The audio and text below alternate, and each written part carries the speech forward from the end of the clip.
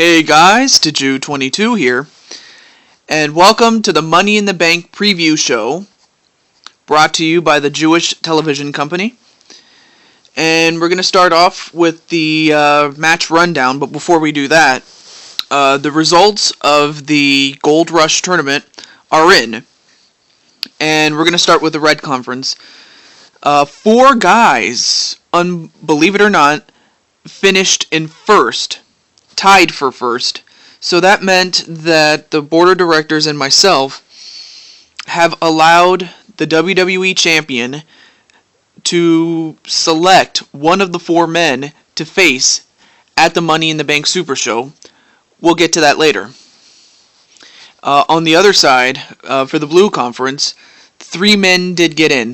There were no ties for second, or actually there was a tie for second, but it was only between 2 people. And we did have an overall points leader for the Blue Conference. So, with that being said, here are the participants in the Money in the Bank ladder match. And they are as follows: Vader, Kevin Nash, The Rock, Nufi Banga, Randy Orton, and The Undertaker. Now, as for the other person that got left out, we'll get to him later. So yeah, we have our 6 competitors for the Money in the Bank ladder match, and for those of you who are new to my channel or have just subscribed recently, the way it works is all 6 men are allowed to be in the ring at the same time, and the object is to be the first to climb the ladder and grab the briefcase, which holds a contract to a World Championship match of your choosing, whenever you want, whoever you want, whenever you want, in whatever match you want. So a lot of power goes to the winner. As for my opinion on who could be the odds-on favorite, I would have to say maybe Nufi Banga, because, well, he's won a ladder match before, but even so, he is going to take on 5 other guys, so it's anybody's ball game, really. So my best of luck to those 6 guys. Alright. Next match is going to be the United States Championship match, and it's going to feature the champion, The Miz, who won the championship at the last Super Show against John Cena, McGillicuddy, and Derpenzano. This time around, he's going to fight Sonic. He was chosen by the board of directors, and I actually agreed to that, so I have no problems with that. Next is for the Women's World Championship, and once again, Becca already has the record for the longest running women's champion of all time in my company. No other woman has held the championship any longer than Becca. And her opponent is Eve. And it would be a story if Eve could pull it off. But on the flip side, Eve has caused a lot of trouble, and I'm talking about in real life for WWE programming. If you don't watch WWE, I'll simply explain it to you this way. Eve is part of the administration in the WWE. On screen, and the consensus among the women's locker room in real life is that she is abusing her power. Of course, in this universe, she has no power. So, for anybody that doesn't like Eve, I'm pretty sure you guys are going to love this match. But other than that, let's move on. Okay, the next match is going to be for the Intercontinental Championship, and it will feature Barack Obama, who's been the champion since King of the Ring, and that's been a while. I think that's like, if I'm not mistaken, 5-6 months, which is like now. I mean, he's approaching the record that was set by my father, the Jew, when he was wrestling. He held on to the championship for nearly a year, which is kind of weird because, the World Championship back in the olden days, that title was defended year in and year out, and it was harder to win the championship back then. And what I mean by that is, whoever the champion was at the time, on average, held on to it for the better part of 2 years. Of course, nowadays it's much tougher because, well, the competition has gotten tougher. So, yeah, being the champion is very tough, but Barack Obama is closing in on the record. He just needs to hold on to it a couple more months, and then he'll definitely approach my father's record. And his opponent is an unknown opponent. It's a mystery opponent. Who it is, even I don't know. But we'll just go from there. Fifth is for the WWE Championship match. Now, I told you that 4 guys tied for first, and Triple H was allowed to select one of those 4 men for him to face off at the Money in the Bank Super Show for the WWE Championship.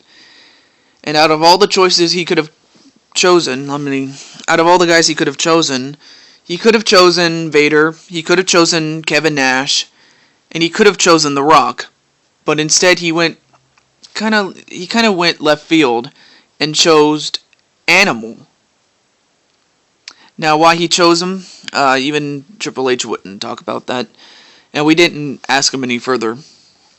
But of course, the board of directors made a provision that Triple H, well, we didn't know at the time that we were going to have 4 guys tied for first in a conference. So we had this, what would have been our backup plan, to have an opponent for Triple H. But nonetheless, the board of directors have said, well, why don't we add a 3rd competitor into the match? And normally I would have said no, but in this case, I said, why not? Why not? So the board of directors, through messengers and whatnot, they have come up to selective wrestlers. Like, they went around the locker room, to collect the names of the selective wrestlers, or how do I put this? They went around the locker room to ask the wrestlers to put their names in a hat. Certain ones, not everybody. Not the champions, not anybody that was previously scheduled, or anybody from the opposite conference. So that's just a few of the provisions that I'm talking about. So once all the names were in a hat, including myself, out of all the guys they could have put in the main event against Triple H and Animal, the name they drew up was me. Yes, you heard right. They chose me to be in the match. Now, like I said, it was a random drawing. It could have been anybody. It could have been my arch nemesis 10, but it was me. So I get my shot at finally getting the WWE Championship. I mean, my dad won it, and then before that, my grandfather won the World Championship, the World Heavyweight Championship. So I would love to join the list of family members in the Jacobson family to have won a World Championship. But let's move on to the final match, and that's going to be for the World Heavyweight Championship, and it will feature the champion, Axe. And just like we did with the WWE Championship match, we got all the wrestlers from the Blue Conference to put their names in a hat, and that we would draw a name. And out of all the guys that could have been drawn, Bruce Lee was chosen. So Bruce Lee is going to get his chance to join an exclusive club that only 2 other men have already joined. The first of which was Adam Sandler, and the second recently was Mario. So he'll become only the 3rd man to have won the WWE Championship and the World Heavyweight Championship. So Bruce Lee has already been World WWE Champion and has the chance to become the World Heavyweight Champion and join that exclusive club. So, of course, the Money in the Bank ladder match could provide the wild card. I could potentially see whoever wins the match cashing it in that same night, or they could hold on to it for months on end and use it when the time is right. The deadline in which to use the Money in the Bank briefcase and cash it in is WrestleMania, or as I call it, WrestleMania 3, because it's, the season finale, the season 3 finale, and it will be WrestleMania 3.